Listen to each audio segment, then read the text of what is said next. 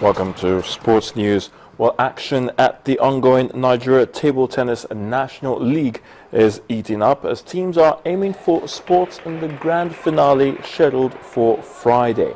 Now, matches in the female category will be concluded on Tuesday, while the male team will round off their games on Wednesday. In today's results, Kazim Makondrola impressed as National Civil Defense Corps defeated Spring Fresh 3-2. Super Falcons head coach Edwin Okun has reiterated his team's readiness for their second group game against Zambia at the African Women Championship in Namibia. At the pre-match conference, Coach Okun says his team is mentally prepared and have full concentration on winning the match. Australian Open champion Stanislas Wawrinka has become the fourth player to qualify for the end-of-season ATP World Tour Finals. The 29-year-old Swiss has enjoyed a career-best season in 2014, winning his maiden Grand Slam title, and he has accumulated enough points to guarantee his participation at the tournament in London in November. He became the fourth player after Novak Djokovic, Rafa Nadal and Roger Federer to make the prestigious event. To Motorsports, Formula One Championship leader Lewis Hamilton says he doesn't feel in control just yet of the World Championship fight, despite moving into his biggest lead so far for the season. Hamilton moved 17 points clear of Mercedes teammate Nico Rosberg with his 9th win of the season on Sunday. That's the sports news. The news at 10 continues shortly.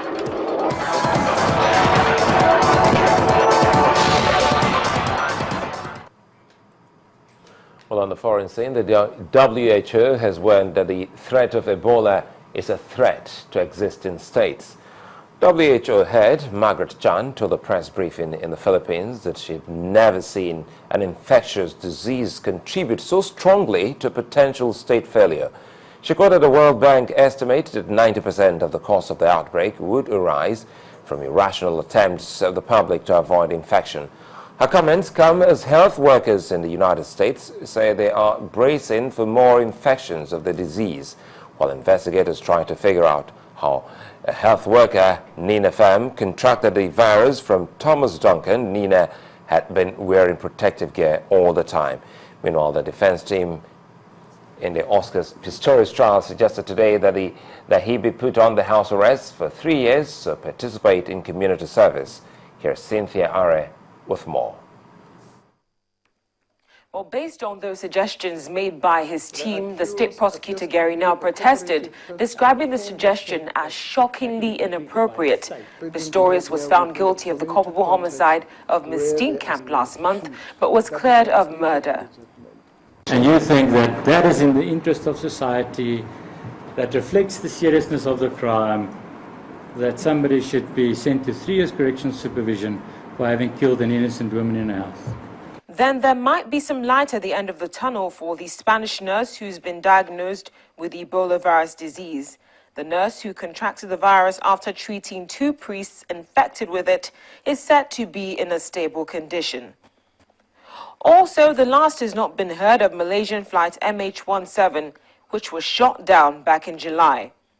The Australian Prime Minister Tony Abbott has announced that he plans to confront the Russian President Vladimir Putin over the matter at the G20 meeting, which holds in Brisbane come November.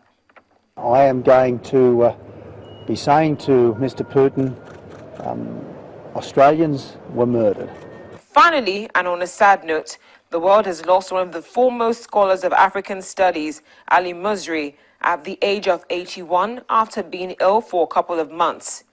He was a leading Pan-Africanist and was also a professor at the Binghamton University in New York at the time of his death. And that's the foreign news wrap-up. It's back to you, Sulai. Well, many thanks, Cynthia. Now, fans and followers of Afrobeats legend Fela Kuti should get ready to celebrate the great Fela as Celebration 2014 has kicked off in Lagos. That's on Entertainment News with Mayo Agundile.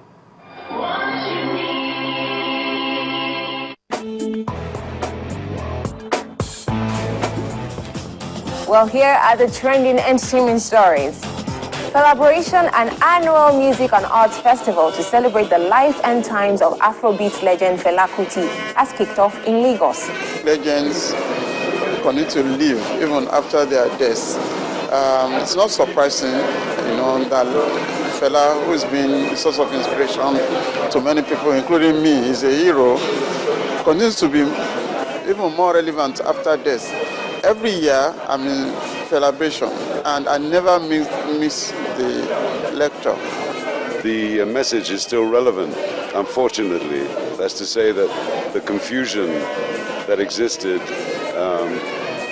in the 80s is still there today, the same confusion, not just in Nigeria, I'm talking about in other parts of the world as well, which is sad, but nevertheless the case. So yes, Fela's message is still intensely relevant. Celebrity photographer T.Y. Bello has delivered a set of twin boys. The former Kush singer, who released a brand new album, Morning Songbook, on October 10th, reportedly gave birth on the same day. In what appears as a coded message about her babies and new album, T.Y. Bello said on her website, "Today's date is really interesting in so many ways. It speaks of complete cycles, perfection, 7 + 7 = 14. 2 complete cycles, doubly perfect."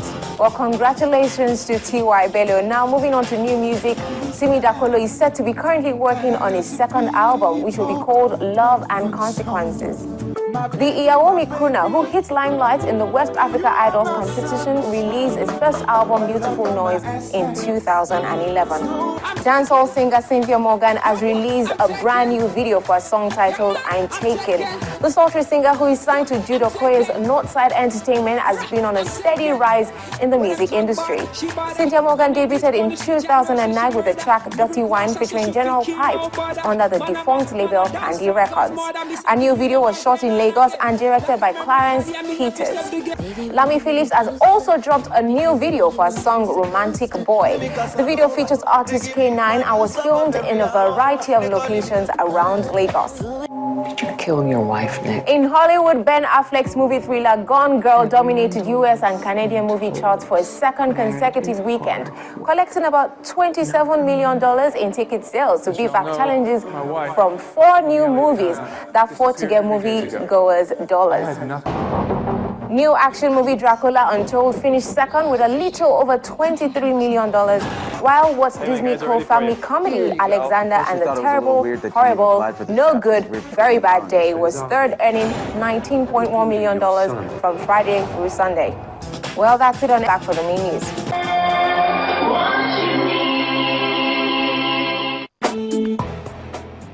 Well, certainly a full load, Maiwa. Well, the main news again. Some aspirants today stormed the PDP National Secretariat to pick up an expression of interest form.